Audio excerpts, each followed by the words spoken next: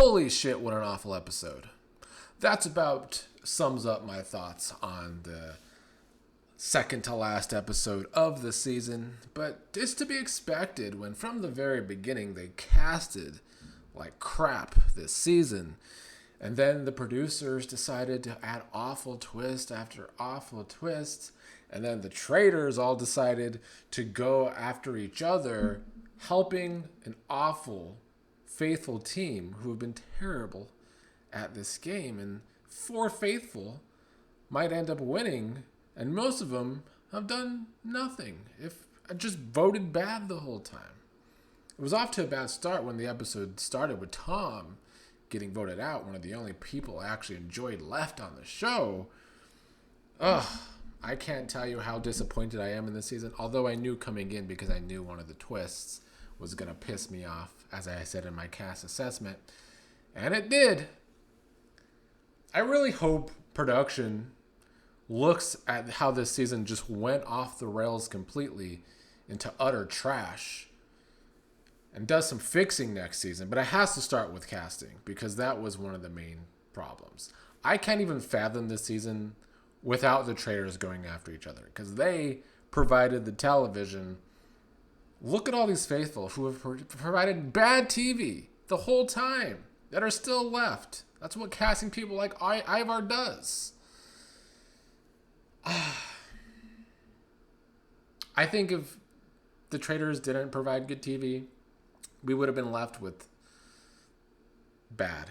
Just even worse than what we're getting now. I think only Tony, Tom, Wes, maybe Sierra at times would have provided good TV. I don't even know who to root for to win. I don't want anybody left to win, if I'm being completely honest. Danielle, I would be okay with her winning, at least, because she's been a traitor from the beginning. Brittany winning with a twist that I hate in this game, a late addition to being a traitor, I don't like that, so it's hard for me to root for her. I guess I'd be slightly okay with her winning.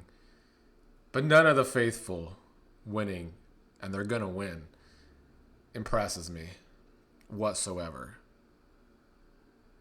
Dolores has voted wrong this entire game. She's the kind of people I hate watching on competition shows. They have no game sense at all. She has literally no game sense, and it's not cute to watch. In fact, it's made me never want to watch The Real Housewives of New Jersey. You know, Q and I have been watching Housewives seasons. We've asked fans what seasons to watch in the future. I'm gonna need a lot of convincing to ever watch The Real Housewives of New Jersey, because I don't want to watch any show that she is in. And last week, she distracted me from one of the points I wanted to make because she's so awful to watch. The point I wanted to make last week that I got distracted about was, you know, if last season people watched Phaedra and it made people scared of Housewives this season, then I hoped people watched this season and saw the traitors go after each other, and the traitors don't go after each other the whole time. Because it makes for a shit show ending, but not in a good way. Because we're left with faithful that just suck, but that are probably going to win despite them sucking the whole time. And I know the fangirls are going to probably say Zac Efron's brother played a good game, but I disagree. You know, I think Dylan, and it pains me to call him by his real name because I've been calling him Zac Efron's brother most of the season.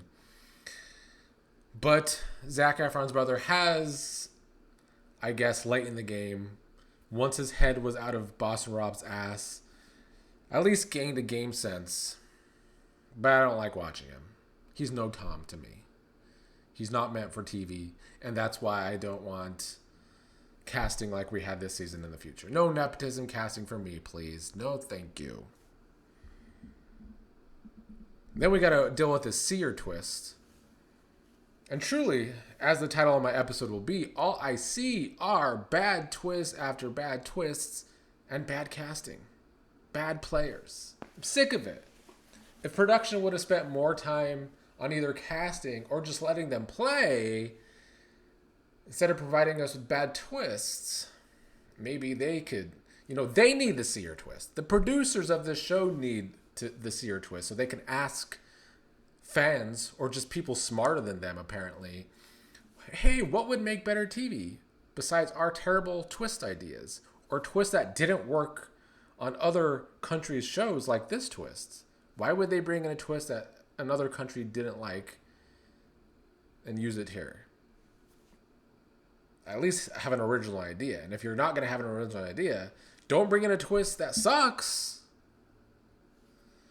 Anyway, next week, if Ivar doesn't go home first, which I don't think he is, I think Daniel's going to get the boot. And they need to keep us in suspense because nobody's going to want to watch the finale if Danielle's not there, because look at what we're left with. That's one thing I give Dolores credit for, I guess. If Ivar actually goes home, she was good for something.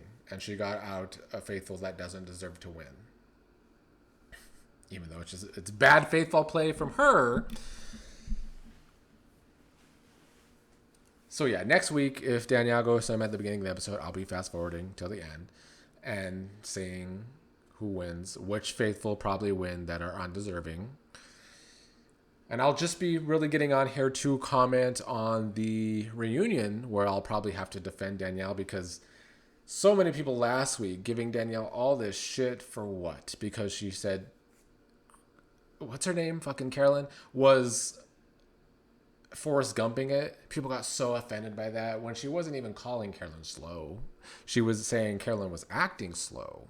And Carolyn does play dumb. That's her one strategy all season, was to play dumb and make dumb faces. So if Danielle gets too much shit on her, I mean, nobody's going to defend her harder than Bob the Drag Queen. Bob the Drag Queen certainly drags harder than me. So I will leave some of that to Bob the Drag Queen. I think he will defend Danielle if people get too out of line. All these bitter Bettys, like Chriselle was on a podcast I saw, like, well, Danielle was swearing on her grandchildren. Fuck them kids. This is competition reality. Okay? That's why I don't like the casting process. I would rather have, and I've said this all season, if you're going to cast a bunch of nobodies from other reality shows, or just nobodies in general, like Ivar, which is even worse, I would rather have half the cast be real people like in season 1. Or at least, competition reality fans that aren't going to sit there afterwards and cry about it, although season 1's cast was crybabies too. And I think that's part of the reason why they started casting other reality TV people. But if maybe they would cast bigger competition reality show fans, maybe we wouldn't get a bunch of crybabies after the season when traitors do the job that they're hired to do on the show. That's literally the game they're supposed to play. And all these faithful want to cry about it after and act like they're terrible people for playing the game. And all the fans complaining last week about Danielle saying, well, yeah, Forrest Gump or whatever, or complaining that she swore on her grandchildren allegedly. Please watch the Disney Channel or something. Find some reruns of Gullah Gullah Island on YouTube or something. Because the competition reality shows aren't for you. And this was even weak stuff to be whining about. I hate it.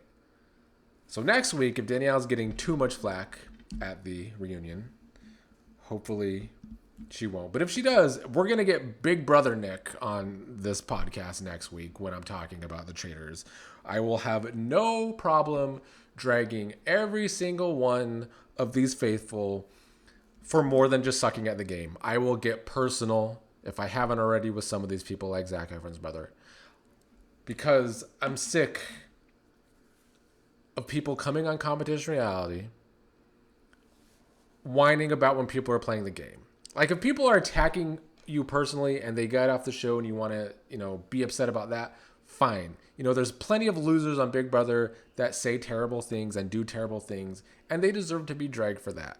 But if people are just playing the game, making funny comments, that wasn't even an attack on Carolyn. It was true that Carolyn was playing slow, because that's all she could do. She didn't play the game elsewhere. Then they don't deserve to be dragged. They're just playing the game. Okay? Anyway, the episode sucked. The twist sucks. This production team sucked.